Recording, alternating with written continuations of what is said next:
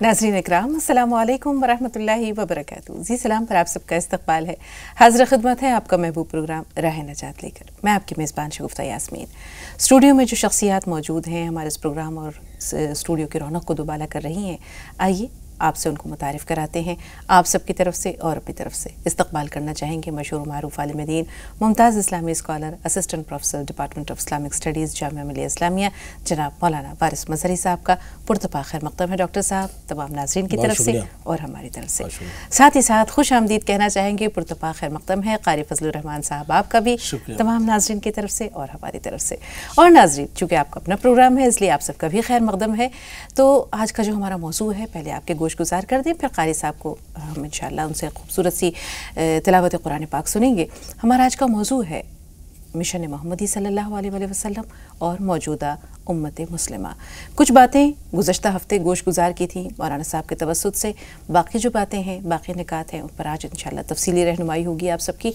लेकिन प्रोग्राम के आगाज़ के लिए क़ारी साहब के पास चलते हैं। मुल्तमिस है आपसे क़ारी साहब की तिलावत कुरान पाक से हमारे इस प्रोग्राम का आगाज़ कीजिए। अऊज़ु बिल्लाहि मिनश शैतानिर रजीम।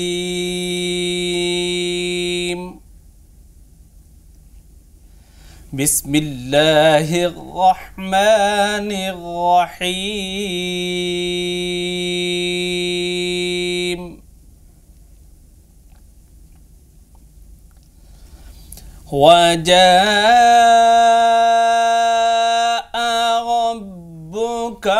वल मलकु सफ़्फ़न सफ़्फ़ा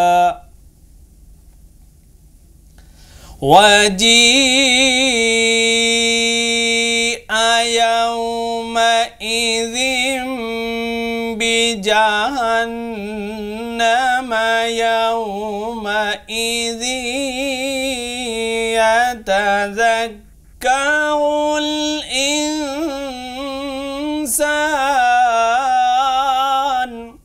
माशाअल्लाह यौमइज़िन यतज़क्करुल इंसान व अन्ना लहु ज़िक्रा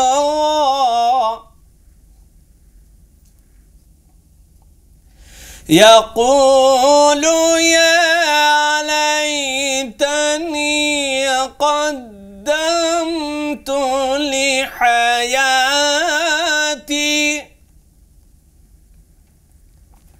फ़यौमइज़िन ला युअज़्ज़िबु अज़ाबहु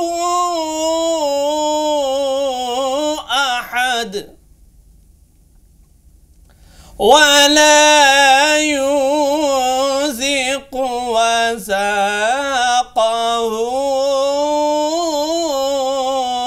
अहद। या अय्यतुहन नफ्सुल मुत्मइन्नतु इर्जिई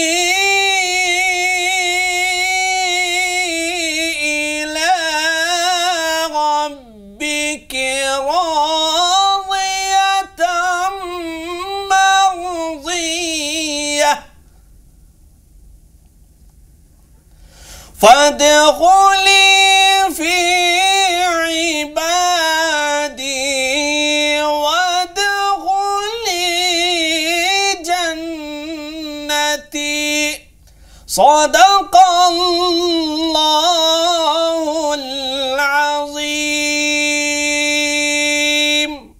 सदक़ल्लाहुल अज़ीम। जज़ाकल्लाह क़ारी साहब, जज़ाकल्लाह। اللہ تعالیٰ آپ کو جزائے خیر دے اور ہمارے اس پروگرام کے حسن آغاز کے لیے بہت بہت شکریہ۔ تو ناظرین، جس طرح آپ نے دیکھا کہ قرآن پاک کی ان آیات میں بڑی خوبی کے ساتھ اللہ تعالیٰ نے روز حشر کا نقشہ کھینچا ہے کہ جس طرح اللہ تعالیٰ اور فرشتے صف باندھے زمین پر اتریں گے، قیامت کا دن ہوگا۔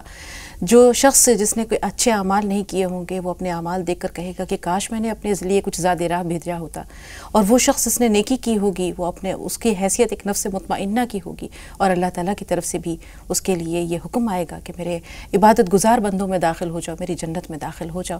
اللہ تعالیٰ ہم سب کو یہ توفیق دے کہ ہم اعمال حسنہ کریں اور قیامت کے دن ہم بھی سرخرو ہو کر اللہ تعالیٰ کے نیک بندوں اور جنت میں داخل ہوں۔ لیکن یہ ایسا اسی صورت میں ممکن ہے جب ہم اللہ تعالیٰ کے احکام بجا لائیں، اور رسول پاک صلی اللہ علیہ وسلم نے ہم پر اپنے رسالت کو لوگوں تک پہنچانے کا جو فریضہ ہمارے سپرد کیا ہے ہم اس کو بخوبی انجام دیں۔ آپ کو یاد ہوگا گزشتہ ایپیسوڈ میں مولانا صاحب نے بہت تفصیل سے مشن محمدی صلی اللہ علیہ وسلم پر روشنی ڈالی تھی۔ اب امت کی جو ذمہ داریاں ہیں اس پر انشاءاللہ ہم آج گفتگو کریں گے۔ تو جب ہم دیکھتے ہیں مولانا صاحب، گزشتہ ہفتے آپ نے بہت تفصیل سے بتایا تھا کہ رسول پاک صلی اللہ علیہ وسلم نے اپنے بعد اس کے بعد والی نسل کو، اور اس کے بعد یہ نسلاً بعد نسل چلی آ رہی ہے تا قیامت، تو ہم سے کہاں پر کوتاہی ہوئی ہے، ہم سے کہاں پر فروگزاشت ہوئی ہے جو آج یہ امت مسلمہ ذلت و نکبت کا شکار ہے، درماندہ حالی کا شکار ہے، بدحالی، تباہی اور پستی کا شکار ہے۔ آپ نے فرمایا تھا کہ جب کسی قوم پر زوال آتا ہے تو سب سے پہلے اس کے اخلاق تباہ ہوتے ہیں، اخلاق تباہ ہو گئے۔ رسول پاک صلی اللہ علیہ وسلم کی ایک حدیث یاد آ رہی ہے جس میں انہوں نے فرمایا تھا کہ میری امت پر بھی وہ تمام حالات وارد ہو کر رہیں گے جیسے کہ بنی اسرائیل پر ہوئے تھے، بالکل اس طرح جیسے کہ ایک جوڑی کی دو جوتیاں ہوتی ہیں۔ تو بنی اسرائیل بھی یہ کہتے تھے کہ نحن ابناء اللہ و احباؤہ، ہم تو بخشے بخشائے ہیں، ہمارے ساتھ عذاب کہاں ہوگا، ہم تو معاف کر دیے جائیں گے۔ ہم بھی یہ کہتے ہیں کہ ہم رسول پاک صلی اللہ علیہ وسلم کی امت ہیں، ہماری تو شفاعت ہو جائے گی۔ لیکن جیسے کہ ابھی قاری صاحب نے بہت تفصیل سے بتایا کہ جزا سزا سب یہیں پر ہوگی، عذاب و ثواب بھی یہیں پر ہوگا، اور اس کے بعد جہاں جہاں جس کو جانا ہے، جنت والے جنت میں جائیں گے، جہنم والے جہنم میں جائیں گے۔ ہم خود کو کہاں پاتے ہیں مولانا صاحب؟ بے شک یہ ایک لمحہ فکریہ ہے، اور ہر فرد کی، ہر جماعت کی یہ ذمہ داری ہے کہ اس بات کو سوچے کہ ہم کہاں کھڑے ہوئے ہیں۔ جو رسول اکرم صلی اللہ علیہ وسلم نے مشن دیا تھا ایک فرد کی حیثیت سے، ایک قوم کی حیثیت سے، ایک امت کی حیثیت سے، اس ذمہ داری کو، اس فریضے کو ہم کس حد تک انجام دے رہے ہیں۔ دیکھا جائے تو نظریاتی سطح پہ امت مسلمہ نظریاتی سطح پہ بھی بکھری ہوئی ہے، دیکھا جائے تو امت مسلمہ عملی سطح پہ بھی بکھری ہوئی ہے۔ اگر ہم نظریاتی سطح پہ دیکھیں، جب ہم زوال پہ جب بات کرتے ہیں تو ظاہر ہے اس میں نظریے کا بہت زیادہ دخل ہوتا ہے، کیونکہ عمل جو آدمی کا نمو پاتا ہے، کھڑا ہوتا ہے، وہ نظریے پہ ہوتا ہے۔ اس وقت امت مسلمہ کی صورتحال دوسری قوموں کے مقابلے میں یہ ہے کہ سب سے زیادہ نظریاتی پراگندگی کا انتشار کا شکار اس امت مسلمہ ہے۔ اسی لیے آپ دیکھیں یہ جس حد تک فرقوں میں بٹی ہوئی ہے، جس طرح کے مسلکی کشمکشوں میں مبتلا ہے، کوئی دوسری قوم اس طرح سے پراگندہ اور منتشر نہیں ہے۔ کوئی ایک جماعت امت مسلمہ کی بھی ایسی نہیں ہے کہ جس میں خود اس جماعت کے اندر بھی کوئی اتفاق پایا جاتا ہے اور مختلف قسم کے اس میں خود نئے نئے چھوٹے چھوٹے ذیلی گروپ اور گروہ نہ بن گئے ہوں۔ عالمی صورتحال بالکل ایسی ہے کہ خود امت مسلمہ ایک دوسرے کے پیچھے پڑی ہوئی ہے، ایک دوسرے کی تکفیر کر رہی ہے، ایک دوسرے کے گردن اتار رہی ہے، ایک دوسرے کے کو ختم کرنے کے در پہ ہے۔ یہ نظریاتی انتشار کب آیا اور کیوں آیا مولانا صاحب؟ کس طرح یہ فرقہ بندی اور یہ ذات پات کی تفریق کیوں ہوئی؟ بلا شبہ دیکھیں صورتحال یہ ہوئی کہ رسول اکرم صلی اللہ علیہ وسلم کے بعد صحابہ کرام کی جماعت سامنے آئی۔ صحابہ کرام کی جماعت کے اسی در میں ایسا ہوا جب خلافت راشدہ کے اختتام پہ ہم یہ دیکھتے ہیں کہ یہ خلافت کی جگہ ملوکیت نے اختیار کر لی، اور ایک طرح کی جاگیر سی گویا ایک حکومت بن گئی۔ یہ اس کی بہت زیادہ خرابیاں تو وہاں سے پیدا ہوئی۔ یہ ملوکیت کی گویا کہ بہت ساری جو چیزیں ہیں وہ تو ملوکیت کی دین ہیں۔ ملوکیت سے پہلے بھی ہم دیکھتے ہیں کہ حضرت عثمان رضی اللہ تعالیٰ عنہ کے زمانے میں جب ہوتا ہے قتل حضرت عثمان کو شہید کر دیا جاتا ہے، ایک انتشار اس وقت وہاں پر بھی جو ہے وہ بڑھتا ہے۔ بلا شبہ وہ انتشار تو تھا، لیکن یہ نہیں کہا جا سکتا کہ اس کی وجہ سے دین کی بنیادی تعلیمات پس پش چلی گئی ہوں۔ ایک مرحلہ تھا، ایک چیز تھی، اس کی وجہ سے قتل و خون ریزی ہوئی، بلا شبہ زبردست اور بہت بڑا واقعہ تھا جس نے امت کو ایک زبردست دھچکا پہنچایا۔ جنگ جمل دیکھتے ہیں ہم، بلا شبہ جنگ جمل اور جنگ صفین اس کے نتیجے میں آئی، اور اس نے تقریباً 80-90 ہزار لوگ جو کریم طبقہ تھا امت مسلمہ کا وہ ختم ہو گیا، لیکن افراد ختم ہوئے، نظریات باقی رہے، مضبوط قسم کی شخصیات باقی رہیں۔ ایسا نہیں کہا جا سکتا کہ گویا کہ وہاں پہ اسلام کا ایک بڑا چیپٹر کلوز ہو گیا، بالکل ایسا نہیں ہوا۔ لیکن ایک بہت بڑا دھچکا تو واقع قتل عثمان سے امت مسلمہ کو لگا، لیکن یہ جو ملوکیت میں تبدیل ہو جانا تھا اس نے اس پوری اسلامی تاریخ کو بالکل ایک نئے راستے پہ ڈال دیا، ایک نئے رخ پہ ڈال دیا۔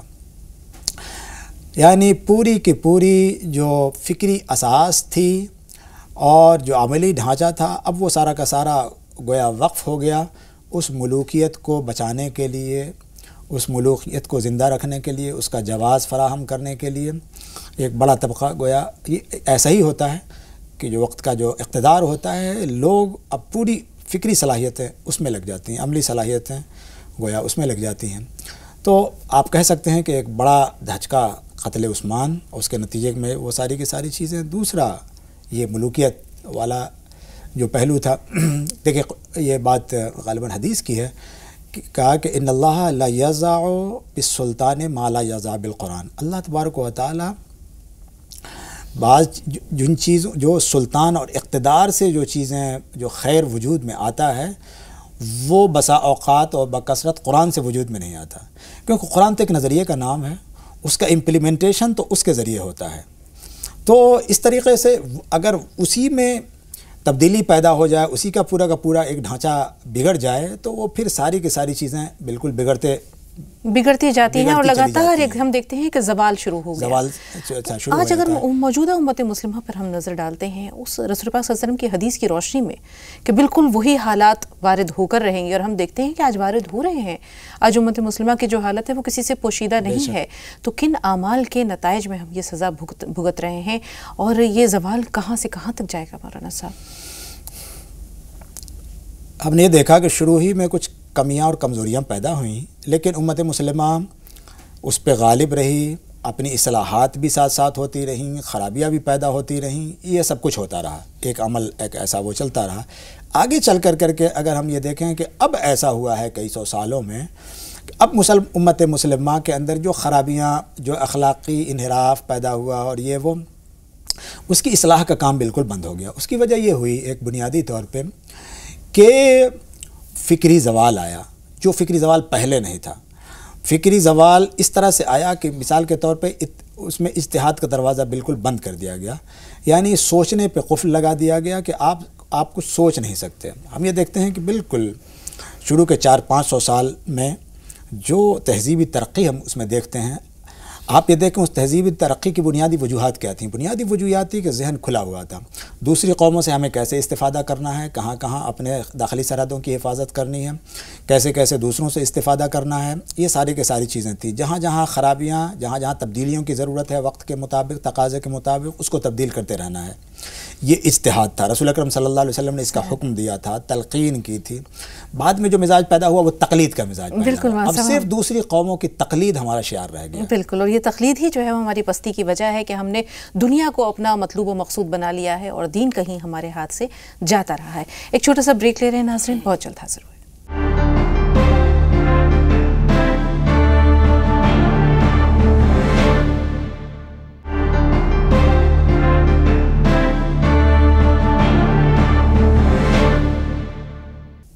ناظرین، وقفے کی باتیں پر پھر آپ سب کا استقبال ہے۔ آئیے بات چیت کے سلسلے کو آگے لے چلتے ہیں۔ ابھی مولانا صاحب تقلید کی بات کر رہے تھے تو اس پر یہ شعر یاد آتا ہے کہ رہ گئی رسم ازاں روح بلالی نہ رہی، فلسفہ رہ گیا تلقین غزالی نہ رہی۔ تو آج ہماری حیثیت جو ہے وہ ایک مقلد کی ہے مولانا صاحب، جیسے کہ آپ نے فرمایا کہ ہمارا اپنا کچھ نہیں ہے، ہم نے دوسروں کی پیروی شروع کر دی، دوسروں کی تقلید شروع کر دی۔ امت مسلمہ یا اسلام کی جو چیدہ خصوصیات تھیں اسے دوسری قوموں نے اپنا لیا، لیکن ہم نے اپنے ہاتھ سے جانے دیا۔ تو یہ تقلید ہمیں کس طرح تباہی کی طرف لے کر جا رہی ہے، زوال کی طرف لے کر جا رہی ہے، اللہ کے عذاب، اس کے گرفت، اس کے پکڑ کی طرف لے کر جا رہی ہے؟ بے شک دیکھیے رسول اکرم صلی اللہ علیہ وسلم نے ارشاد فرمایا لا تتبعن سنن من قبلکم شبرا بشبر، کہ تم دوسری قوموں کی تقلید اس طرح سے کرو گے کہ بالکل دست در دست ان کی تقلید کرو گے، یعنی جیسا وہ کرتے ہیں بالکل ویسے ہی کرو گے۔ دوسری قومیں جس طریقے سے مختلف قسم کی خرابیوں میں مبتلا ہوئیں اور انہوں نے دنیا کو اپنا شعار بنا لیا، اسی طریقے سے مسلمان بھی ایسا کریں گے۔ تو یہ ایک طرح کی تنبیہ تھی کہ تمہیں ایسا نہیں کرنا ہے، تم کو اپنی روش کو نہیں بھولنا ہے، تمہیں جو تلقین اور جو تعلیم دی گئی ہے تمہیں اس کو پکڑ کے رکھنا ہے۔ لیکن صورتحال کیا ہے؟ صورتحال یہ ہوئی کہ امت مسلمہ نے کی غالب اکثریت نے دوسری قوموں کی اس طرح سے پیروی کی کہ ان کی جتنی خرابیاں جو تھیں وہ تو انہوں نے لینی شروع کر دیں، ان میں اندھا دھن ان کی پیروی کرنا شروع کر دیا، لیکن ان کی جو کچھ اچھائیاں ہو سکتی تھیں ان اچھائیوں کو انہوں نے نہیں لیا۔ ہمیں یہ بھی سامنے رکھنا چاہیے، دوسری قوموں کے اندر جو کریٹیویٹی ہے، جو تخلیق کا مزاج ہے، خود سے جینے کی اپنی ایک صلاحیت ہے، جو ابداعیت ہے، وہ چیز ہمیں دوسروں سے لینی تھی۔ حالانکہ ہوا یہ کہ یہ مثال کے طور پہ ہم دیکھیں کہ یہ جو یورپ کی تہذیب بنی ہے، اس یورپ کی تہذیب میں خود مسلمانوں کی تہذیب سے کس حد تک استفادہ کیا گیا ہے۔ یہ پورے کے پورے یہ یورپ کی جو تہذیب بنی ہے وہ دراصل قرطبہ سے، صقلیہ سے، سسلی، دمشق سے اور قاہرہ سے، یہ سارے کے سارے وہ لوگ تھے جو یہاں پڑھ کر کے پھر انہوں نے وہاں گئے، انہوں نے اپنی درسگاہیں قائم کی، وہاں فکری ادارے قائم کیے۔ وہ تمام ترجمے جو مسلمانوں نے کیے تھے ان تمام کو لیٹن میں وہ لے گئے، ان تمام کا لاطینی میں ترجمہ کیا وغیرہ وغیرہ۔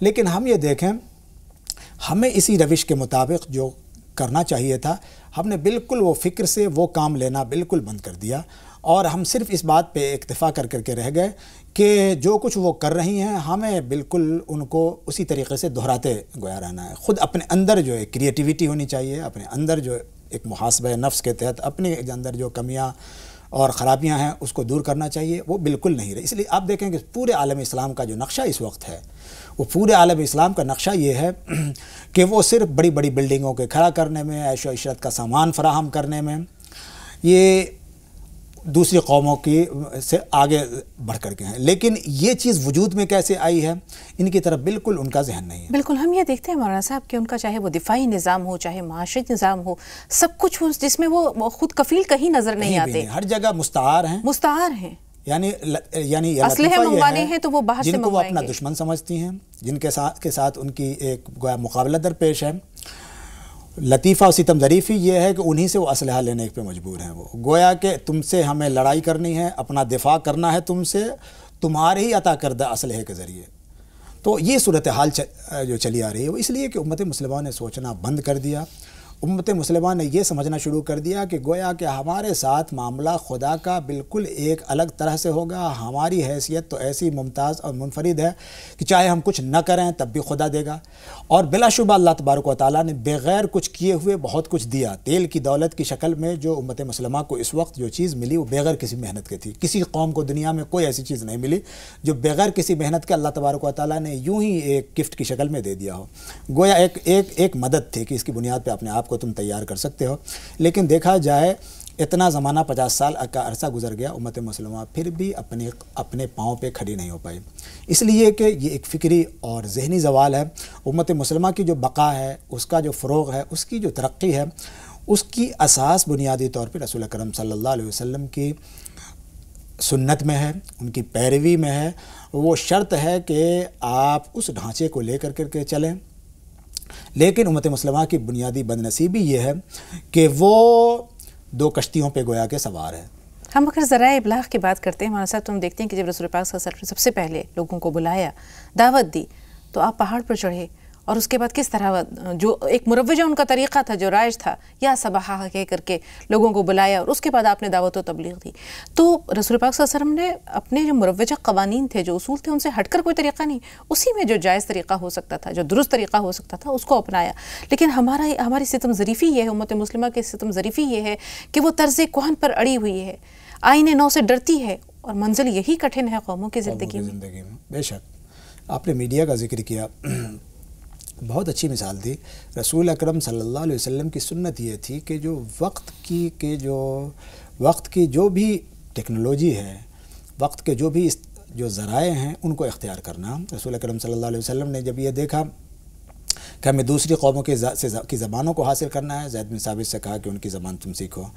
انہوں نے شام سے منجنیق، جو اس وقت میں پتھر پھینکنے کا آلہ، اس کو انہوں نے رسول اکرم صلی اللہ علیہ وسلم نے دریافت کیا۔ رسول اکرم صلی اللہ علیہ وسلم نے کہا کہ تم کو چائنا جانا پڑے تو تم علم سیکھنے کے لیے تم کو اگر جانا پڑے تو جاؤ۔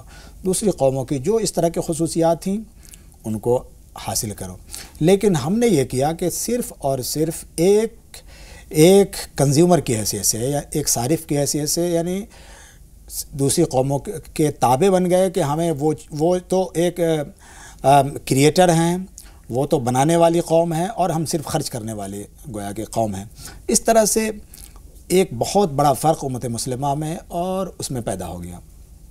دوسری طرف یعنی یہ مادی اسباب جو ہم دیکھتے ہیں جو زوال کے، وہ مادی اسباب میں یہ چیز بالکل داخل ہے، اور جو روحانی اسباب کی اگر ہم بات کریں تو روحانی اسباب میں آپ دیکھیں، اور یہ بالکل ظاہری مشاہدہ ہے کہ جو اخلاقی حالت، جو گری ہوئی اخلاقی حالت مسلمانوں کی ہے، غیر مسلموں کی نہیں ہے۔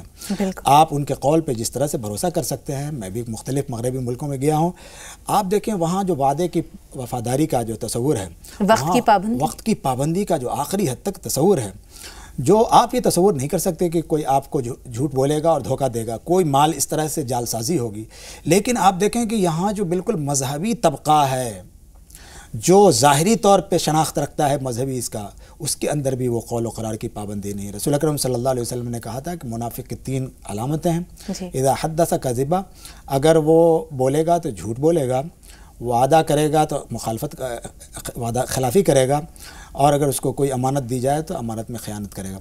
آپ یہ دیکھیں کہ یہ اوصاف، یہ صلاحیتیں دوسری قوموں میں زیادہ پائی جاتی ہیں، بے شک، اس لیے وہ کامیاب ہیں۔ آپ ان پہ بھروسہ کر سکتے ہیں، لیکن مسلمانوں کے یہاں اس طرح کے اخلاقی زوال آیا ہے کہ ان کے یہاں یہ تمام کی تمام چیزیں جو بنیادی قدریں تھیں وہ بالکل ختم ہو گئیں۔ افسوس تو یہ ہے مولانا صاحب کہ احساس زیاں جاتا رہا۔ افسوس کی بات یہ ہے کہ دل جو ہیں ان میں یہ احساس نہیں ہے کہ ہم نے کچھ کھو دیا ہے یا ہم کچھ کھو رہے ہیں، ہم پیچھے جا رہے ہیں۔ تو یہ جو قافلہ لٹا تو کیوں لٹا؟ یہاں تو نہ رہبری کا سوال ہے، نہ رہزنی کا سوال ہے۔ اگر ہر فرد اپنے آپ کا محاسبہ کرے، اپنے ذات کا محاسبہ کرے، اپنے اندرون میں جھانکے، تو ہر فرد ذمہ دار ہے۔ بے شک، دیکھیے کسی قوم کی جو تشکیل ہوتی ہے وہ دراصل افراد کی تعمیر سے ہوتی ہے۔ جب تک ہر فرد کے اندر یہ احساس پیدا نہ ہو جائے کہ اس سے کیا غلطیاں ہو رہی ہیں، اس کی کیا انفرادی سطح پہ ذمہ داریاں ہیں جس کو اسے ادا کرنا ہے سماجی سطح پہ، سماجی تشکیل کے لیے، اس وقت تک کوئی قوم وجود میں نہیں آتی۔ تو افراد کی سطح پہ یہ کمزوریاں پیدا ہوئیں۔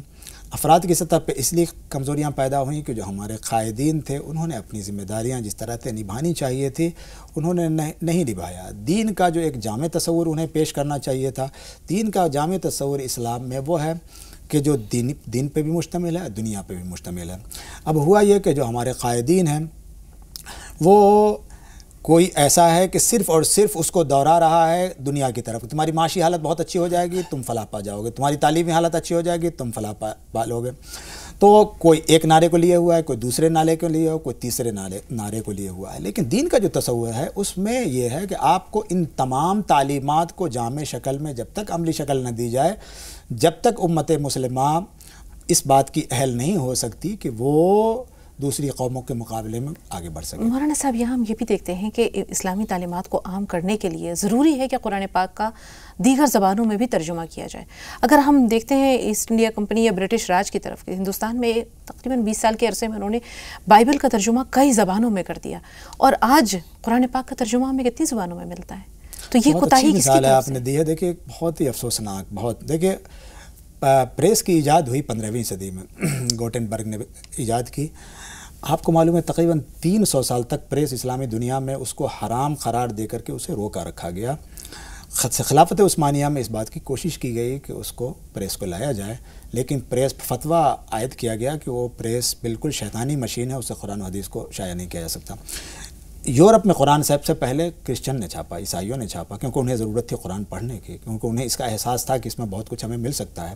لیکن خود مسلمانوں میں یہ کیفیت رہی کہ جو بھی اس طرح کی نئی چیزیں ہیں، جس کی ایک بڑی مثال گویا پریس ہے، کہا گیا بالکل حرام ہے، اور بالکل پابندی عائد کر دی گئی کہ ہم نہیں لا سکتے۔ تو اس طرح سے آپ دیکھیں کہ علمی و فکری زوال کیسے شروع ہوا۔ یہ ساری کی ساری چیزیں جو مسلمانوں کی تھی، اس کو یورپ نے جو مخطوطات تھے، جو کتابیں تھیں، وہ ساری کی ساری چیزیں کہاں سے چھپنی شروع ہوئیں؟ ایک صرف لائڈن سے 500 کتابیں چھاپی انہوں نے، ایک شخص نے ولہاؤزن نے 100 150 کتابیں جرمنی سے چھاپیں۔ یہ سارا جو فکری اثاثہ تھا اس کو یورپ نے چھاپنا شروع کیا، اور مسلمان اس بحث میں مبتلا رہے کہ پریس سے چھاپنا جائز بھی ہے کہ نہیں چھاپنا جائز ہے۔ بالکل، تو آپ دیکھ سکتے ہیں کہ فکری زوال کی کیا شکل تھی اور ہم نے کہاں کھویا، کیسے کھویا۔ اور رسول پاک صلی اللہ علیہ وسلم نے فرمایا تھا کہ پرانی قومیں، پہلی قومیں اسی وجہ سے وہ ہلاک ہوئی تھیں کہ وہ الجھے رہے، قیل وقال وکثرت سؤال، کہ وہ قیل و قال اور سوالوں کی بوچھار ایک دوسرے پہ کرتے رہے، نتیجہ کچھ نہیں ہے، حاصل کچھ نہیں ہے، صرف جس کے کہہ سکتے ہیں کہ وقت کا ضیاع ہے اور کچ بحثی ہے۔ تو مسلمانوں کا ایک جس کو کہہ سکتے ہیں کہ ایک لمبا عرصہ صرف ہو گیا بیکار کی بحثوں میں، بیکار کے مسئلوں میں، جبکہ رسول پاک صلی اللہ علیہ وسلم نے فرمایا ہے کہ دین بہت آسان ہے، دین میں کچھ بھی الجھاؤ نہیں ہے، کوئی پیچیدگی نہیں ہے، یہ جو بھی پیچیدگی ہے یہ ہماری اپنی پیدا کی ہوئی ہے، اور مسلمانوں کی ترقی کی راہ میں جو سب سے بڑی رکاوٹ ہے وہ ہم یہی کہہ سکتے ہیں کہ وہ یہ فکری اور پیچیدگی اور نظریاتی الجھاؤ ہے۔ بے شک بے شک۔ تو ناظرین یہاں ایک ہم چھوٹا سا بریک لے رہے ہیں، بریک کے بعد انشاءاللہ قاری صاحب سے ایک خوبصورت سی نعت سنیں گے اور مولانا صاحب سے گفتگو کے سلسلے کو آگے بڑھائیں گے۔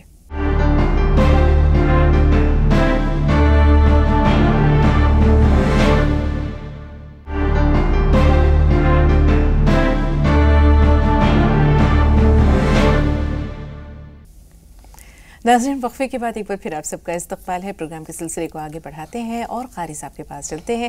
قاری صاحب بارگاہ رسالت مآب میں ہدیہ نعت پیش کر رہے ہیں، تو آپ بھی گلہائے عقیدت پیش کریں، ہم وطن گوش ہیں۔ مجھے یاد آ رہا ہے تیرا پاک آستانہ، مجھے یاد آ رہا ہے تیرا پاک آستانہ، میرے دل پہ چھا رہا ہے وہی کیف عاشقانہ، مجھے یاد آ رہا ہے۔ کوئی اور ہو تو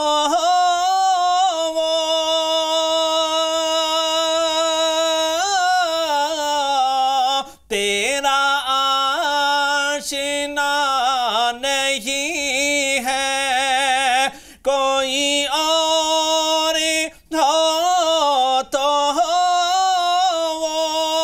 تیرا آشنا نہیں ہے، جو بدل نہ دے یہ دنیا، جو بدل نہ دے زمانہ، جو بدل نہ دے یہ دنیا، جو بدل نہ دے زمانہ، مجھے یاد آ رہا ہے تیرا پاک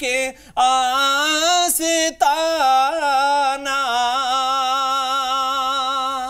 سبحان اللہ۔ تو ازل کا ہے تبسم، تو ابد کا ہے ترنم، تو ازل کا ہے تبسم، تو ابد کا ہے ترنم، تو ہے دہر کا تکلم، تیری ذات معجزانہ، مجھے یاد آ رہا ہے تیرا پاک آستانہ، میرے دل پہ چھا رہا ہے وہی کیف عاشقانہ۔ میں ہوں ظلم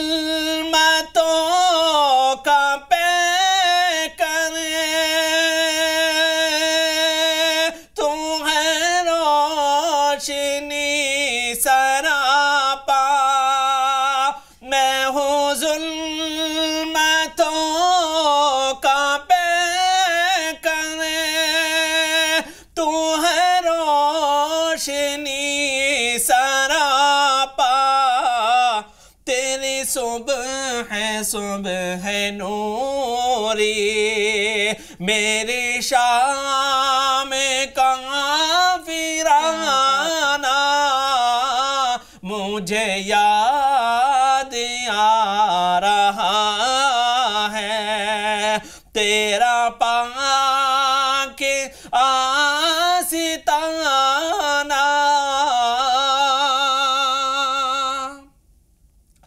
بڑی آرزو ہے آقا تیرے در کو آ کے چومو بڑی آرزو ہے آقا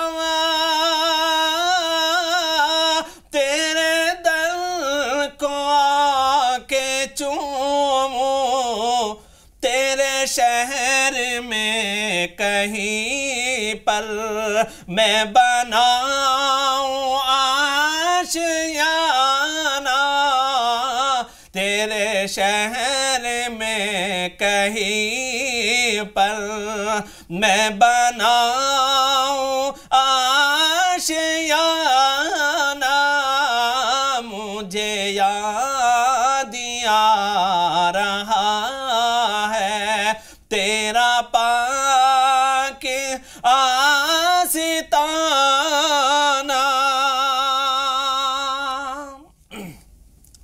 ہے یہی میری تمنا ہو عطا مجھے بصیرت ہے یہی میری تمنا ہو عطا مجھے بصیرت تیری ذات کو میں دیکھوں بنگاہ عارفانہ مجھے یاد آ رہا ہے تیرا پاک آستانہ میرے دل پہ چھا رہا ہے وہی کیف عاشقانہ مجھے یاد آ رہا ہے۔ بہت خوب، جزاک اللہ قاری صاحب۔ اللہ تعالیٰ شاعر کی تمنا بھی پوری کرے، آپ کی تمنا بھی پوری کرے، اور یہ ہم سب کی تمنا ہے اللہ تعالیٰ اسے بھی شرف قبولیت عطا کرے۔ تو قاری صاحب آپ نے ایک سما باندھ دیا، بہت کیف و سرور کا ایک عالم تھا جو اس پورے ماحول کو اپنے دامن میں اپنے سمیٹے ہوئے تھا۔ تو ناظرین، امید ہے کہ آپ کو بھی یہ خوبصورت نعت پاک اچھی لگی ہوگی، لیکن دل کا درد پھر اپنے موضوع کی طرف لے آیا ہے کہ وقت فرصت ہے کہاں، کام ابھی باقی ہے، نور توحید کا اتمام ابھی باقی ہے۔ تو نور توحید کا اتمام کیسے ہو مولانا صاحب، امت مسلمہ کو ہم زوال کے بھنور سے کیسے باہر نکالیں، اس مسئلے کا حل کیا ہے، کس طرح امت کو ہم زوال سے بچا سکتے ہیں، یا جو اخلاقی زوال ہے، فکری زوال ہے، تصوراتی نظریاتی زوال ہے، کس طرح اس طرح جو ہے اس کا حل کیا ہو، کیسے اسے باہر نکالا جائے؟ بہت شکریہ۔ دیکھیے قرآن کریم میں کہا گیا وَاعْتَصِمُوا بِحَبْلِ اللَّهِ جَمِيعًا وَلَا تَفَرَّقُوا وَلَا تَتَنَازَعُوا فَتَفْشَلُوا وَتَذْهَبَ رِيحُكُمْ۔ ان دونوں آیتوں میں بتایا گیا ہے کہ تمہارے اندر اتحاد کی قوت ہونی چاہیے۔ اگر آپس میں تمہارا تنازع بڑھے گا، لڑائیاں جھگڑے بڑھیں گے، تو تمہاری ہوا نکل جائے گی، ریاحکم، تم ناکامیاب ہو جاؤ گے۔ اس وقت دیکھیں امت مسلمہ کے پاس وسائل کی کمی نہیں ہے، صلاحیتوں کی کمی نہیں ہے، قدرتی طور پہ بھی افراد کی سطح پہ تو بہت ہی زیادہ ہے، اتنی بڑی تعداد ہے، اور یہ اپنے آپ میں ایک قوت ہوتی ہے، لیکن فطری اور قدرتی ذرائع بھی اس کے پاس بہت زیادہ ہیں۔ لیکن امت مسلمہ کی صلاحیتیں بہت بکھری ہوئی ہیں، مجتمع نہیں ہیں، بہت زیادہ منتشر ہیں۔ جب تک یہ اتحاد آپس میں پیدا نہ ہو، ہم دیکھیں دوسری قوموں کے درمیان بہت زیادہ اختلافات ہیں۔ خطبات بھاولپور میں حمید اللہ صاحب نے لکھا ہے کہ کئی ہزار فرقے کرسچنوں میں پائے جاتے ہیں، کئی ہزار فرقے، لیکن آپ دیکھیں اتحاد کی صورتحال، قومی ایشوز میں، مذہبی ایشوز میں، مختلف چیزوں میں ان کے ایک اتحاد کی یہ پائی جاتی ہے. لیکن ہمارے یہاں کوئی ایک محلہ ایسا نہیں ہے کہ جو دو گروہوں میں نہ بٹا ہوا ہو. تو دین کی بنیادی تعلیمات کو پکڑتے ہوئے ان چھوٹی چھوٹی بنیادوں پہ جو اختلاف اور انتشار نے امت مسلمہ کو بالکل پراگندہ کر دیا ہے، ان تمام کو ختم کرنے کی ضرورت ہے. دین کی بنیادی اصل کو صرف پکڑا جائے اور اس طرح سے امت مسلمہ کو ایک وجود کی شکل دی جائے. رسول پاک صلی اللہ علیہ وسلم نے بہت واضح لفظوں میں حجۃ الوداع کے خطبے میں فرما دیا تھا کہ میں تمہیں دو چیزیں چھوڑے جا رہا ہوں. جی بالکل. جب تک انہیں مضبوطی سے تھامے رہو گے ہرگز جو ہے وہ تمہارے اندر گمراہی کا شکار نہیں ہوگے، اختلاف نہیں آئے گا، انتشار نہیں آئے گا. ایک اللہ کا کلام اور دوسری میری سنت. ہم دیکھتے ہیں ہم نے دونوں کو فراموش کر دیا. وہی بنیادی چیز ہے. آپ کو بنیادی طور پہ جو پکڑنا ہے وہ خدا کے کلام کو پکڑنا ہے، رسول اکرم صلی اللہ علیہ وسلم کی سنت کو اور حدیث کو پکڑنا ہے، اس سے آگے کچھ بھی نہیں. باقی جو ساری کی ساری چیزیں ہیں وہ زمانے کے مطابق تبدیل ہوتی رہتی ہیں. یہ ہمارے علماء، یہ ہمارے فقہاء، یہ ہمارے مجتہدین، یہ ہمارے نظریہ ساز ایک وقت کے لیے فٹ ہوتے ہیں، لیکن ان کو وہ حیثیت دے دینا جو کلام رسول کی ہے، وہ حیثیت دے دینا جو کلام خدا کی ہے، یہ نہیں ہونا چاہیے. لیکن ہماری جو تقلیدی ذہنیت ہے وہ ہمارے ائمہ کو، ہمارے فقہاء کو، ہمارے علماء کو وہ مقام دے دیتی ہے جو رسول کا مقام ہے، اور اس وجہ سے امت بالکل چھوٹے چھوٹے گروہوں اور فرقوں میں بڑھتی چلی جاتی ہے. اس لیے اس وقت ضرورت اس بات کی ہے کہ صرف دین کی بنیادی تعلیمات کی تبلیغ اور تعلیم اور دعوت ہونی چاہیے، اپنے مسلک کی بالکل نہیں. مختصر لفظوں میں، کیونکہ ہمارے پروگرام دیکھنے والے جو ناظرین ہیں وہ مختلف ذہنی سطحوں سے تعلق ہے ان کا. اگر ہم آپ سے بالکل عام انداز میں سادہ لفظوں میں جاننا چاہیں کہ دین کی بنیادی باتیں کیا ہیں؟ دیکھیے دین کی بنیادی باتیں جو ہم نے شروع میں پچھلے ایپیسوڈ میں بتائی تھی، خدا، رسول، آخرت، اخلاق، یہ جو بنیادی اقدار کی تعلیم اور بنیادی تصورات اور نظریات کی تعلیم، یہی چیزیں بنیادی ہیں. اس بنیاد پہ ایک شخص مسلمان کہا جاتا ہے اور اس بات کی توقع کی جاتی ہے کہ انشاءاللہ واللہ گھر میں بسایا جائے. باقی جو چیزیں ہیں وہ باقی چیزوں میں اختلافات ہوتے رہیں گے. ہم عبادات کو اس میں شامل کرتے ہیں کیونکہ وہ بھی منقولہ شکل میں ہمارے سامنے آیا، اس میں کوئی نئے اجتہاد کی ضرورت نہیں ہے. لیکن یہ جو دین کا وہ والا حصہ جس میں اجتہاد ہوتا رہتا ہے، نظریات بدلتے رہتے ہیں، اقوال بدلتے رہتے ہیں، یہ وہ حصہ ہے کہ اس کو بالکل ویسے ہی چھوڑ دینا چاہیے. اس کی بنیاد پہ کسی کے پیچھے پڑنے کی ضرورت نہیں ہے. وہ ایسے ایک بات جو اہم دوسری چیز جو ہمارے یہاں نظر آتی ہے اسباب کی سطح پہ، وہ یہ کہ ہمارے یہاں جمہوریت نام کی چیز نہیں ہے. ہمارے یہاں عالم اسلام کو ہم جب دیکھیں، کیونکہ بات عالم اسلام کی ہو رہی ہے، پورا عالم اسلام اس وقت جو ہے وہاں جمہوری قدریں نہیں ہیں، اس لیے صلاحیتیں پنپ نہیں رہی ہیں. وہاں وہ ساری کی ساری صلاحیتیں وقت کے اقتدار کے تابع ہو جاتی ہیں. جی، یہ اجتماعی طور پر ہے کہ انفرادی طور پر اگر ہم دیکھتے ہیں مولانا صاحب تو دین سے دوری یہ ایک بہت بڑا سبب ہے. قرآن پاک سے دوری، قرآن پاک کے معنی و مفہوم کو نہ سمجھنا، نہ جاننا. ناظرہ قرآن پاک پڑھ لیتے ہیں لیکن یہ نہیں جانتے کہ اللہ تعالیٰ کیا رہا ہے. تو یہ جو اسباب ہیں دین سے دوری کے یا قرآن پاک سے دوری کے، یہ کتنی ایک اہم وجہ ہے. جی بلا شبہ ہے کہ ہمارے یہاں جس چیز پہ زور ہوا، آپ نے اچھی توجہ دلائی، جو زور ہوا وہ یہ کہ ظاہری ڈھانچے کو پکڑنا، یعنی قرآن کی تلاوت.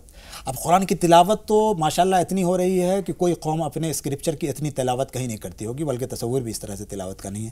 لیکن جو اصل قرآن کا جو مقصد تھا وہ اس کی اسپرٹ، اس کے روح کو سمجھنا تھا اور اس کو اپنی عملی شکل میں لانا تھا. اس لیے آپ یہ دیکھیں کہ یہ شاہ ولی اللہ وغیرہ کی دین تھی کہ انہوں نے باضابطہ طور پہ یہ تحریک چلائی کہ قرآن کا ترجمہ دوسری زبان میں ہونا چاہیے، ورنہ سینکڑوں سالوں سے یہ تصور تھا کہ قرآن کا دوسری زبانوں میں ترجمہ بھی نہیں ہو سکتا. تو اس طرح سے قرآن کی روح کو پانے کے لیے ضروری ہے قرآن کو سمجھ کر کے پڑھنا. تو یہ اسپرٹ افراد کی سطح پہ تازہ کرنے اور زندہ کرنے کی ضرورت ہے کہ معاملہ صرف تراویح کا نہیں ہے، معاملہ اس کی تفہیم کا ہے، اس کو سمجھنے کا ہے، اس کو ادراک کا ہے. ایک بنیادی کمی جو آئی ہے ہمارے اندر وہ یہ آئی ہے.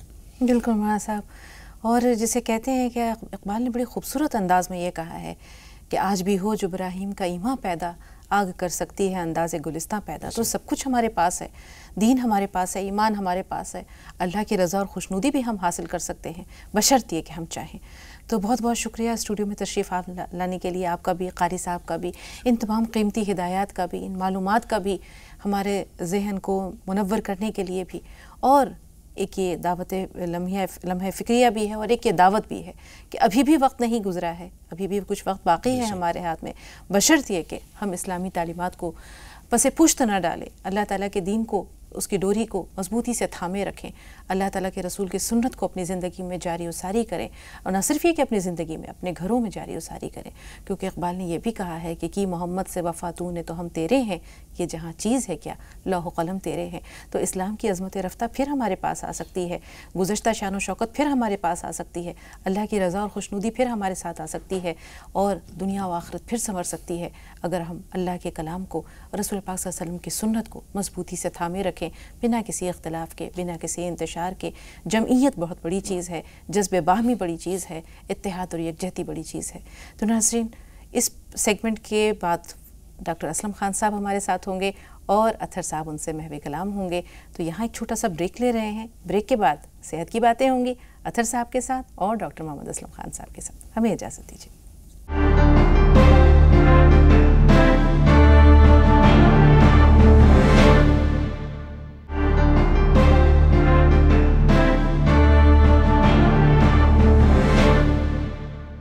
شکریہ شگفتہ۔ بریک کے بعد تمام ناظرین کا ہم ایک مرتبہ پھر استقبال کرتے ہیں، خیر مقدم کرتے ہیں۔ اور ناظرین، آپ جانتے ہی ہیں کہ ہر روز ہم صحت کی بات کرتے ہیں پروگرام کے اس حصے میں، آخری حصے میں، اور ہماری رہنمائی فرمانے کے لیے عالمی شہرت یافتہ نیشنل میڈیکل کالج سہارنپور کے پرنسپل، بہت ہی تجربے کار ڈاکٹر اسلم خان صاحب ہمارے ساتھ موجود ہوتے ہیں۔ آج بھی ہماری خوش بختی ہے کہ وہ موجود ہیں۔ خوش آمدید ڈاکٹر صاحب، آپ کو خیر مقدم آپ کا۔ ناظرین، آج ہم بات کریں گے صحت کی، اور صحت میں بالوں کی صحت کی ہم بات کریں گے، اور بالوں کی صحت کے تعلق سے بہت بڑا کام کیا ہے ڈاکٹر اسلم خان صاحب نے۔ برسوں کی تحقیق کے بعد، تجربے کے بعد ایک تیل تیار کیا ہے، کرشمہ ہیئر آئل، اس پر خاص طور پر آج ہم بات کریں گے۔ ڈاکٹر صاحب، کیا خاص بات ہے کرشمہ ہیئر آئل کی؟ جی، آپ نے بالکل ٹھیک فرمایا کہ تقریباً 10,000 سال سے ایک لٹریچر جو ہمارے ہندوستان میں موجود ہے، جی، جسے ہم آیوروید کہتے ہیں، تو اس میں اس کرشمائی تیل کا ذکر تھا۔ تو یہاں جو اپنے ویورز ہیں وہ اکثر سلام پر ہم سے سوال کرتے تھے بالوں سے متعلق۔ تو بالوں سے متعلق کوئی MBBS یا BMS یا ایسا کورس تو ہوتا نہیں، تو میں نے اسٹڈی کیا، تو اسٹڈی کرنے کے بعد پایا کہ بہت اچھا وہ ہے، اور اس میں ماڈرن چیزیں میں نے اس میں شامل کر دی۔ اچھا، ریسرچ کیسے کی ڈاکٹر صاحب؟ جی، وہ ریسرچ کو جو انسپائر کیا ہے وہ ڈی اسلام کے ویورز کا شکریہ کہ انہوں نے مجھے انسپائر کیا ہے اس کے ریسرچ کرنے کے لیے۔ اور تقریباً میں 6 لاکھ پیشنٹ دیکھ چکا ہوں۔ تو اکثر میں بالوں کے لیے انگریزی دوا لکھا کرتا تھا، انجیکشن لکھ دیے میں نے، ایلڈرویٹ وغیرہ یا اور چیزیں، کہ جب میں نے محسوس کیا کہ نہیں وہ کچھ فائدہ تو کرتے ہیں لیکن اس کے بعد پھر گرنے لگتے ہیں بال، تو اس کے بعد میں نے پھر یہ لٹریچر پڑھا ہندوستان کا، اور لٹریچر پڑھنے کے بعد میں نے اس میں وٹامن ای اور رسول پاک صلی اللہ علیہ وسلم نے فرمایا تھا کلونجی کا تیل، کلونجی کا تیل بھی اس میں شامل ہے۔ کلونجی کا تیل جو ہے وہ میں نے دیکھا بہت شفا یابی بالوں کے لیے ہے، بے شک کیونکہ رسول کی بات تھی تو میں نے ڈالا تو یقیناً بہت فائدہ ہوا اس سے۔ تو یہ میں نے اس میں ڈالا، اور روغن بیضۂ مرغ، خود ایسا ہوا ایک بار میرے بچے کے بال، بہت چھوٹا بیٹا تھا میرا عمار، تو اس کو میں نے اس کے بال یہاں سے اڑ گئے کسی بیماری میں، تو اس کو روغن بیضۂ مرغ میں نے ملا، تو تقریباً 15 دن بعد اس کے ریگرو ہو گیا۔ تو وہ میں نے اس ایکسپیرینس سے، بہت سے ایکسپیرینسز سے یہ کرشمہ ہیئر آئل 786 کے نام سے بنایا۔ اچھا، جیسا آپ نے فرمایا کہ ہزاروں سال پرانی جو تحقیق ہے اس کے آپ نے اسٹڈی کی، مطالعہ کیا۔ بالکل، اینٹی فنگل ہمیشہ کوکونٹ آئل استعمال ہوتا رہا تھا، جی، تو اینٹی فنگل جو ہے وہ مین بیس ہم نے اس میں بنایا، جی ہاں، تلوں کا تیل جو ہے وہ اس کو ہم نے مین بیس بنایا، کلونجی کے تیل کو مین بیس بنایا ہم نے، اور روغن بیضۂ مرغ کو ہم نے مطلب اس کو مین بنایا، اور وٹامن ای جو ہے جو بالکل نیا پروڈکٹ ہے اس کو ہم نے بنایا، حالانکہ اتنی مہنگی اشیاء ہیں کہ عام طور سے لوگ ڈالتے نہیں، لکھ دیتے ہیں ان کو۔ اچھا، ایک سوال میرے ذہن میں یہ آ رہا ہے کہ کیا کوئی خاتون یا ہم گھر میں اس تیل کو تیار کر سکتے ہیں؟ جی بالکل کر سکتے ہیں، ایسی بات نہیں ہے، ماشاءاللہ جو اسکلڈ پرسن ہیں تو وہ کر سکتے ہیں، تو وہ میں بتا دیتا ہوں ان کو کہ وہ کوکونٹ آئل لیں، اور ساتھ ساتھ تلوں کا تیل لیں، کلونجی کا تیل لیں، روغن بیضۂ مرغ لیں، وٹامن ای لیں، ویسٹ بیڈن لیں، پیلو کار لیں۔ پیلو کار اور ویسٹ بیڈن جو ہے تیار ہونے کے بعد پڑتا ہے، رتن جوش کو پکائیں، اس کا ہی اس میں نیچرل جو کلر ہے وہ ہے، رتن جوش کو پکائیں، کم سے کم جو ہے وہ 200 گرام ہونا چاہیے 1 کلو میں، جی ہاں، اور وہ پکانے کے بعد میں اس میں ملائیں، اور کافی کے سیڈز، آنولا ہے، شکاکئی ہے، ان چیزوں کا ایکسٹریکٹ ڈال دیں، یا پھر ان کو پکا کر کے رتن جوش میں ہی پھر ڈال دیں، بنا سکتے ہیں، لیکن ان کو بہت مہنگا پڑتا ہے، یہ کم سے کم 1200-1300 روپے کی شیشی پڑتی ہے، جو ہم لوگ بلک میں بناتے ہیں، تو ہمیں مل بھی جاتی ہے، ملتا بھی نہیں وٹامن ای بازار میں۔ اور آپ کی نیت بھی خدمت خلق کی ہے کہ اس میں بہت زیادہ پروفٹ بلکہ نہ کے برابر آپ لیتے ہیں۔ ڈاکٹر صاحب ایک سوال اور ہے، اگر کوئی شخص، کوئی خاتون، کوئی بھی صاحب اس کو منگانا چاہیں تو کس طریقے سے منگا سکتے ہیں؟ بس وہ کرشمہ ہیئر آئل 200 ml کی ایک بوٹل کے لیے 786 روپے اپنے ہمارے پے ٹی ایم پہ یا ہمارے اکاؤنٹ نمبر پہ، جو ہم اکاؤنٹ نمبر بھیجتے ہیں وہ ہمارے جو میسیج اس پر ہو رہا ہے، فلیش ہو رہا ہے نمبر پر، اس پر وہ ڈال دیں اپنا address, pin code, mobile number سب ڈال دیں، تو وہاں پر ان کے پاس اس میں 786 روپے ارسال کر دیں، ہم اس میں اکاؤنٹ نمبر بھیج دیتے ہیں، یا ان پہ اگر اکاؤنٹ نمبر نہیں ہے بالکل تفصیلات جاننے کے لیے تو موبائل فون آپ کے ٹی وی اسکرین پر مل رہا ہے ناظرین، اور ساتھ ہی ویب سائٹ بھی آپ کو ہمارے ٹی وی اسکرین پر مل رہی ہے۔ ہم یہ کوشش کرتے ہیں اسی دن بھیج دیں، ہم یہ کوشش کرتے ہیں، لیکن لوگ ناراض ہوتے ہیں کہ بہت دیر ہوگی، تو کبھی کبھی بھیڑ بہت ہوتی ہے تو 2-3 دن بھی لگ جاتے ہیں بھیجنے میں، اس لیے میں ویورز سے اس میں معافی چاہوں گا کہ اگر ایسی دیر ہو جاتی ہے، ڈیمانڈ زیادہ ہے اور ڈیمانڈ زیادہ ہے تو ہم لوگ بنا نہیں پاتے، تو ابھی بھی ایک بیچ پورا نہیں ہوتا، دوسرا ہم نے شروع کر دیا بنانا۔ جی بہت اچھی بات ہے، اور بہت سارے لوگوں کی اس میں خدمت بھی ہو رہی ہے کہ بہت سارے لوگ فیضیاب ہو رہے ہیں۔ یہ بہت خوش آئندہ بات ہے کہ لوگ کرشمہ ہیئر آئل استعمال کر رہے ہیں اور بالوں سے جڑی تمام تر جو امراض ہیں، پریشانیاں ہیں، دشواریاں ہیں، ان سے بچ رہے ہیں اور ان کے بال گھنے، کالے اور لمبے ہو رہے ہیں۔ اس سے اچھی بات اور کیا ہو سکتی ہے؟ ڈاکٹر صاحب ایک چیز اور ہے، فرینچائز اگر کوئی لینا چاہے، اسٹاکسٹ اگر کوئی بننا چاہے تو اس کے لیے کیا طریقہ ہے اور کیسے بن سکتا ہے؟ اس کا بڑا آسان طریقہ ہے کہ وہ 25 بوٹل، 50 بوٹل یا 100 بوٹل، حالانکہ لوگ تیار ہیں ہمیں کوئی 50,000 کو 1,00,000 لینے کو، لیکن ہمارا پرپز یہ نہیں کہ سیکورٹی جمع کریں یا لوگوں کو پریشان کریں، ہمارا پرپز تو اس کو زیادہ سے زیادہ شفا یابی لوگوں کو ہو، تو منگا سکتے ہیں وہ۔ تو جو بے روزگار لوگ ہیں یا چاہتے ہیں، خدمت کرنا چاہتے ہیں، جو اسلام کے ویورز پریشان ہیں، ان کی محبت اگر وہ دل میں رکھتے ہیں تو اپنے اپنے شہر میں منگائیں اور بوٹل لوگوں کو دیں تاکہ ملنے میں آسانی ہو جائے۔ بالکل ہم یہاں ان کا نام بتا دیں گے اپنے پروگرام میں۔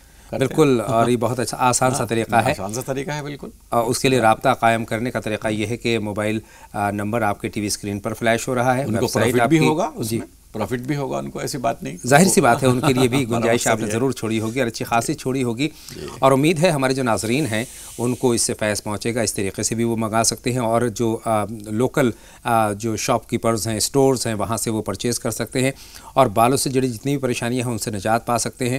جیسا کہ آپ نے فرمایا کہ روسی میں اس کو استعمال کیا جا سکتا ہے، بالوں کو بڑھانے میں اس کا استعمال کیا جا سکتا ہے، ڈپریشن میں بھی کر سکتے ہیں، ڈپریشن ہے اور آپٹک نرو میں اگر ورم ہے یا آنکھوں میں دیکھنے میں پرابلم ہو رہی ہے، ریڈیشن ہو رہا ہے، اس کے بھی کر سکتے ہیں، یعنی سر جو بھاری ہو جاتا ہے، جی ہاں بھاری ہو جاتا ہے، اکثر لیپ ٹاپ استعمال کرتے کرتے یا موبائل استعمال کرتے کرتے اس پہ بھی فائدہ ہوتا ہے۔ تو اس میں کہاں پر یہ جو آپٹک نرو ہوتی ہے کان سے لے کے یہاں تک، یہاں مالش کریں اس کی، جی دونوں طرف مالش کریں، انشاءاللہ ٹھیک ہو جائے گا، انشاءاللہ تعالی ٹھیک ہو جائے گا۔ کرشمہ کا کرشمہ ہی یہی ہے کہ بالوں سے جڑے تمام امراض کا علاج اس میں پوشیدہ ہے، اور اس کو لگانے کا طریقہ اور بتا دیں۔ جی ماشاءاللہ لگانے کا طریقہ بڑا آسان سا ہے، ابھی ہم نے لکھنؤ میں ماننیہ مکھیہ منتری یوگی جی کو دیا تھا، تو ان کو بھی، ان کے جو وہ تھے PRO، ان کو بھی یہ بتایا کہ وہ صرف رات کے ٹائم مالش کریں اور صبح کو پھر نہانا چاہیں نہا لیں، نہیں تو کوئی بات نہیں، چکتے گا نہیں، بہت اچھا رہے گا، فریش رہیں گے، دن بھر فریش بھی رہیں گے، یعنی ذہنی طور پر بھی آپ تندرست رہ سکتے ہیں، بالکل، کیونکہ نیوٹریشن ملے گا برین کو۔ صحیح فرما رہے ہیں، اور بال اس کو کہتے ہیں کہ آم کے آم گٹلیوں کے دام، آپ کے بالوں کی جو قوت ہے ان کو تو بڑھا ہی رہے ہیں، بالوں میں جو پریشانیاں ہوتی ہیں ان سے آپ نجات پا رہے ہیں، اور ساتھ ہی ساتھ جو ذہنی پریشانیاں ہوتی ہیں، دن بھر کی اسٹریس ہوتا ہے، انزائٹی ہوتی ہے، اس سے بھی کسی حد تک نجات ہم حاصل کر سکتے ہیں، سکون کا احساس کر سکتے ہیں۔ ڈاکٹر صاحب کچھ اور کہنا چاہتے ہیں اس تیل کے بارے میں؟ بس یہی ہے، میں بلکہ بڑی خوشی کی بات ہے کہ ابھی ایک بہت بڑا سیمینار ہو رہا ہے ملیشیا میں، وہ بھی اس بالوں کی وجہ سے ہمیں شاید اور نیچروپیتھ ہاسپٹل کی وجہ سے ایوارڈ دے رہے ہیں، اور ابھی ماننیہ مکھیہ منتری جی نے دیا ہی تھا، جو ابھی میں نے بتایا، یہ تیل بھی پیش کیا تھا بعد میں، آپ کی خدمات کے اطراف میں یہ اعزازات آپ کو مل رہے ہیں۔ بہت بہت شکریہ ڈاکٹر صاحب تشریف آوری کا۔ تو ناظرین راہ نجات میں آج کے لیے بس اتنا ہی، اپنے میزبان اطہر کو اجازت دیں، آپ کہیں نہ جائیں، لگاتار دیکھتے رہیں زی سلام۔ آگے آپ دیکھیں گے 5 منٹ میں 25 خبریں۔ السلام علیکم۔ السلام علیکم۔